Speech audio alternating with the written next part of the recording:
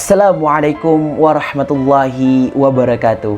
Alhamdulillahi rabbil alamin, wabihi nasta'in wa ala umur dunya waddin. Assalatu wassalamu ala asrafil anbiya'i wal mursalin, nabiyinal karim wa ala alihi wa sahbihi ajma'in, amma ba'du. Alhamdulillah, segala puja dan puji syukur hanyalah milik Allah subhanahu wa ta'ala. Allah telah memberikan kita kenikmatan berupa keimanan, keislaman, dan ihsan yang telah Allah tanamkan di dalam hati kita.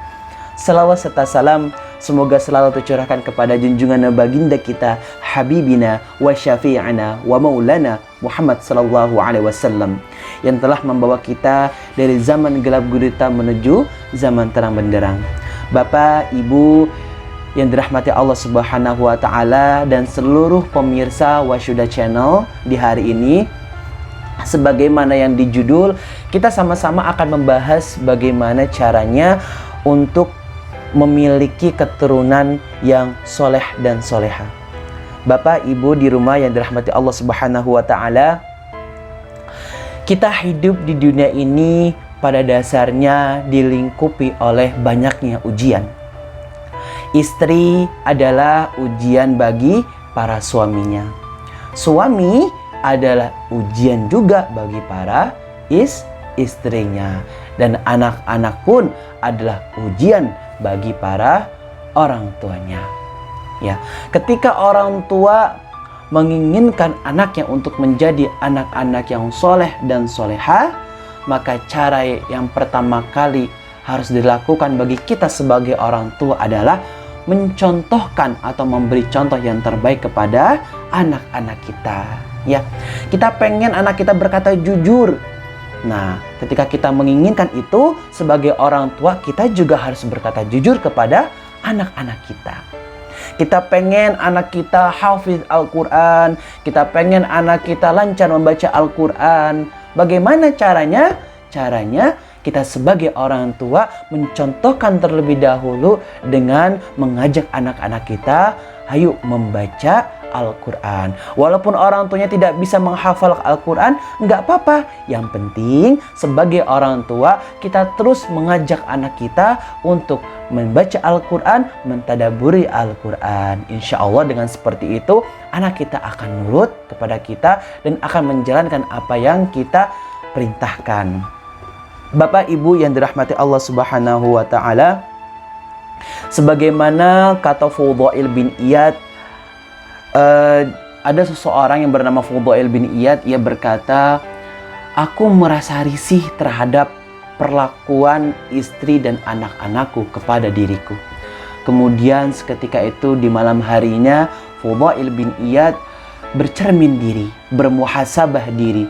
Dia mengingat terhadap perlakuan-perlakuan yang sudah dia perbuat terhadap anak dan istrinya. Karena pada dasarnya perlakuan anak, perlakuan istri itu juga tidak lepas dari apa yang kita perbuat kepada anak-anak kita ataupun istri kita. Karena itu kita harus selalu bermuhasabah sebagai orang tua agar kita tetap memberikan yang terbaik untuk anak-anak kita, sehingga anak-anak kita pun juga memberikan yang terbaik untuk kita sebagai orang tuanya. Sebagaimana Allah subhanahu wa ta'ala berfirman di dalam surat At-Tur, Bismillahirrahmanirrahim, walladzina amanu wattaba'athum dzurriyyatuhum biimanin alhaqna bihim dzurriyyatahum wama alasnahum min amalihim min syai'. Yang artinya orang-orang yang beriman dan yang anak cucu mereka mengikuti mereka dalam keimanannya, maka Allah subhanahu wa ta'ala akan selalu mencukupi pahala bagi mereka. Ya, dari ayat ini menjelaskan, dari ayat di dalam surat At-Tur ayat 21 ini menjelaskan bahwasanya ketika anak yang beriman kepada Allah subhanahu wa ta'ala dan orang tua yang beriman kepada Allah subhanahu wa ta'ala, itu sama-sama masuk dalam satu frekuensi. Ya, dimana ketika anak mengikuti keimanan orang tuanya, maka insya Allah Allah subhanahu wa ta'ala akan membersamai anak-anaknya, keturunannya atau cucu-cucu mereka bersama-sama di dalam surga. Masya Allah ya. Jadi betapa pentingnya orang tua menjadi orang tua yang soleh dan soleha. Orang tua yang bertawakal kepada Allah Subhanahu wa ta'ala. Karena dengan orang tua yang beriman kepada Allah Subhanahu wa ta'ala, orang tua yang selalu mendoakan anak-anak yang baik, maka insya Allah Allah Subhanahu wa ta'ala akan menjadikan keturunan kita menjadi anak-anak yang soleh dan soleha. Ya, bahkan Bapak, Ibu, Allah Subhanahu wa ta'ala memerintahkan kita juga ketika kita dalam berhubungan dengan antara suami dan istri, maka di sini disunnahkan untuk membaca doa. Doanya apa? Doanya Bismillahirrahmanirrahim. Allahumma jannibna syaitan wa jannibi syaitana ma razaqtana. Ya Allah, ya Rahman, ya Rahim, jauhkanlah kami dari godaan syaitan dan jauhkanlah syaitan untuk mengganggu apa yang telah Engkau rezekikan kepada kami. Yang terdapat di dalam hadis riwayat Bukhari dan hadis riwayat Muslim.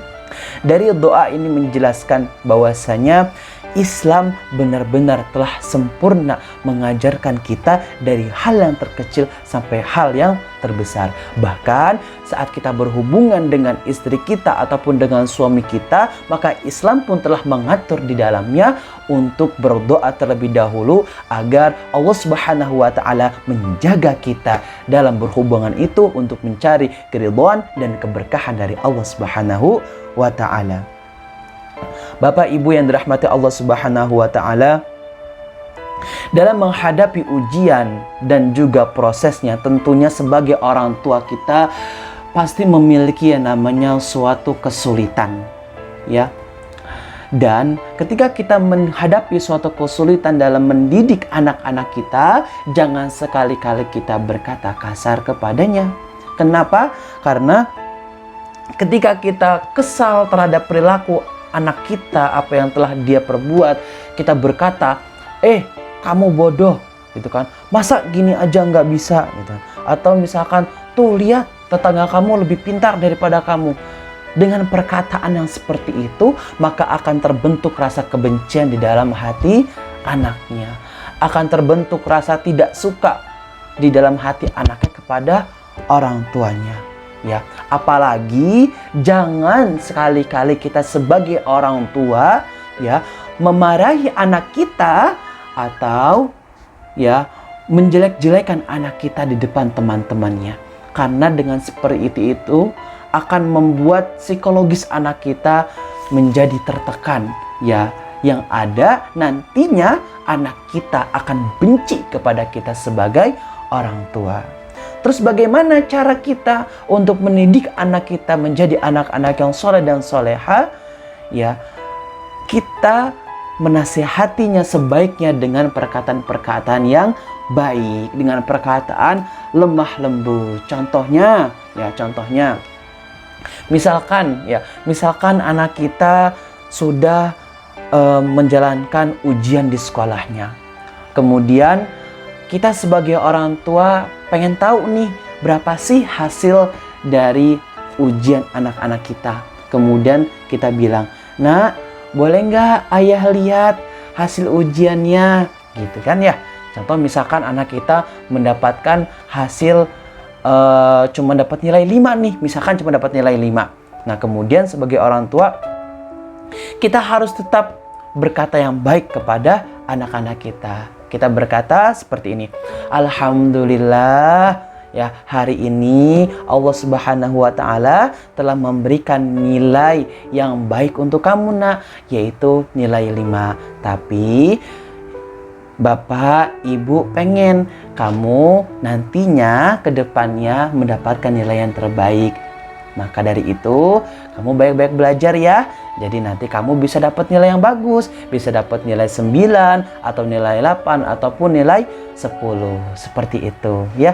Jadi ketika kita menasihati anak kita, maka sebaiknya kita dengan perkataan-perkataan yang baik. Jangan sampai kita menyinggung hati anak kita. Kalau bisa segala nasihat yang kita latunkan kepada anak-anak kita, yang kita ucapkan kepada anak-anak kita, semuanya mengandung motivasi agar anak kita tidak merasakan sakit hati, tetapi anak kita bisa merasakan perhatian dari orang tuanya. Bahkan anak kita bisa lebih semangat dari nasihat kita sebagai orang tuanya, ya. Kemudian juga sebagaimana Rasulullah SAW, ya, di dalam satu riwayat perlakuan Rasulullah SAW begitu baik kepada anak-anaknya di saat Rasulullah SAW melaksanakan sholat. Ya, ketika Rasulullah SAW melaksanakan sholat, para cucunya itu bermain-main di sekitarnya. Dan ketika Rasulullah dalam keadaan sujud, maka cucunya ini menggelioti pundaknya, sehingga dengan hal itu Rasulullah SAW memperlama dalam sujudnya. Ya, saking sayangnya Rasulullah SAW kepada anak-anak, maka Rasulullah SAW memperlama dalam sujudnya, karena di saat itu, ya, cucu-cucunya itu ada di atas pundak Rasulullah SAW. Jadi Rasulullah SAW tidak menginginkan cucunya ini jatuh ketika Rasulullah SAW bangun dari sujudnya. Karena itu Rasulullah SAW memperlama dalam sujudnya. Ya, dari kisah ini mencontohkan bahwasanya betapa lemah lembutnya Rasulullah SAW kepada anak-anak, betapa baiknya perlakuan Rasulullah SAW kepada anak-anak. Karena Rasulullah SAW telah mencontohkan kepada kita, maka kita sebagai orang tua, kita baiknya berperilaku yang baik kepada anak-anak kita. Bapak Ibu yang dirahmati Allah Subhanahu wa Ta'ala, terus bagaimana sih cara kita sebagai orang tua ketika menghadapi anak kita yang menjengkelkan, yang tidak mau nurut, padahal kita sudah berperilaku baik kepada anak-anak kita? Maka baiknya sebagai orang tua, sebelum kita mencaci makinya, sebelum kita berkata-kata kasar kepadanya, maka kita pertama yang harus kita lakukan adalah berintrospeksi diri. Kita berzikir kepada Allah Subhanahu wa Ta'ala, memohon kepada Allah, ya Allah, ya Rahman, ya Rahim, rubahlah sifat perilaku anakku. Karena sesungguhnya kita tidak dapat memaksakan perilaku anak-anak kita, karena hati anak-anak kita itu dimiliki oleh Allah Subhanahu wa Ta'ala. Hanya Allah lah yang mampu memutarbalikan hati anak-anak kita. Karena itu yang pertama kali harus kita lakukan adalah berdoa kepada Allah Subhanahu wa Ta'ala, meminta agar anak-anak kita dijadikan anak-anak yang soleh dan soleha, dijadikan anak-anak yang nurut kepada kita, dan dijadikan anak-anak yang dapat menjaga kehormatan bagi keluarganya. Kemudian yang kedua, ya, setelah kita berdoa kepada Allah Subhanahu wa Ta'ala, maka sebaiknya disertai juga dengan sedekah. Ya, kenapa? Karena dengan sedekah maka itu akan membuat membuat permasalahan-permasalahan kita lebih mudah untuk selesai. Dan kita niatkan di dalam sedekah kita, ya Allah, ya Rahman, ya Rahim, saya niatkan sedekah ini agar anak-anak saya menjadi anak-anak yang soleh, anak-anak yang nurut, anak-anak yang Engkau ridhai, dan anak-anak yang menjaga kehormatan keluarganya. Bismillah. Dengan seperti itu, maka insya Allah Allah Subhanahu wa Ta'ala akan lebih sayang lagi kepada kita sebagai orang tuanya, dan Allah Subhanahu wa Ta'ala akan menjadikan anak-anak kita menjadi anak-anak yang kita impikan, yang kita dambakan, dan tentunya menjadi anak-anak yang soleh dan soleha. Kemudian cara yang ketiga adalah sebagaimana Allah Subhanahu wa Ta'ala telah menetapkan di dalam ayatnya, ayat At-Talaq ayat 2-3, yaitu adalah wa may yattaqillaha yaj'al lahu makhraja wa yarzuqhu min haitsu la yahtasib wa may yatawakkal 'ala Allahi fa huwa hasbuh innallaha balighu amri qad ja'ala Allahu likulli syai'in qadra. Wa may yattaqillaha yaj'al lahu makhraja, barang siapa yang bertawakal kepada Allah Subhanahu wa Ta'ala, maka Allah Subhanahu wa Ta'ala akan memberikannya jalan keluar. Dalam bentuk apa jalan keluarnya? Wa yarzuqhu min haitsu la yahtasib. Allah Subhanahu wa taala akan memberikan rezeki dari arah yang tiada disangka-sangka. Ya, wa may yatawakkal 'ala Allahi fa huwa hasbuh. Barang siapa yang bertawakal kepada Allah Subhanahu wa taala, maka sungguh Allah Subhanahu wa taala akan mencukupkan segala kebutuhannya. Innallaha balighu amri qad ja'alallahu likulli syai'in qadra. Yang artinya sesungguhnya Allah Subhanahu wa taala telah melaksanakan urusan yang dikehendakinya, dan Allah Subhanahu wa taala telah mengadakan ketentuan bagi tiap-tiap sesuatu. Dari ayat ini menjelaskan bahwasanya ketika kita sebagai orang tua berusaha bertawakal kepada Allah Subhanahu wa taala, maka Allah Subhanahu wa taala akan memberikan rezeki dari arah yang tiada disangka-sangka. Dan ingat, anak itu adalah salah satu rezeki dari orang tuanya. Karena dengan orang tua yang bertawakal kepada Allah Subhanahu wa taala, maka Allah Subhanahu wa taala akan menjadikan anak-anak kita menjadi anak-anak yang soleh dan soleha. Ya. Maka dari hal itu semuanya, yang pertama dengan kita mencontohkan dengan perilaku baik kepada anak-anak kita. Yang kedua dengan kita bersedekah kepada fakir miskin dengan niat untuk menjadikan anak-anak kita menjadi anak-anak yang soleh dan soleha. Dan yang ketiga, ya kita bertawakal kepada Allah Subhanahu wa taala, maka insya Allah Allah Subhanahu wa taala akan menjadikan keturunan-keturunan kita menjadi anak-anak yang soleh dan soleha, yang nurut kepada kita sebagai orang tua, dan tentunya menjaga nama baik keluarga kita sebagai orang tuanya. Mari kita sama-sama berdoa memohon ampun kepada Allah Subhanahu wa taala dan berusaha ya untuk menjadikan anak-anak kita menjadi anak-anak yang soleh dan soleha. Karena ingat, sesungguhnya anak kita adalah investasi terbesar kita untuk meraih jannahnya Allah Subhanahu wa ta'ala. Dan mari kita sama-sama bertawakal kepada Allah Subhanahu wa ta'ala. Karena dengan kita bertawakal kepada Allah Subhanahu wa ta'ala, maka Allah Subhanahu wa ta'ala akan meningkatkan derajat kita di sisinya. Amin, amin ya rabbal alamin. Mungkin cukup sekian dari saya. Kurang lebihnya mohon maaf. Wassalamualaikum warahmatullahi wabarakatuh.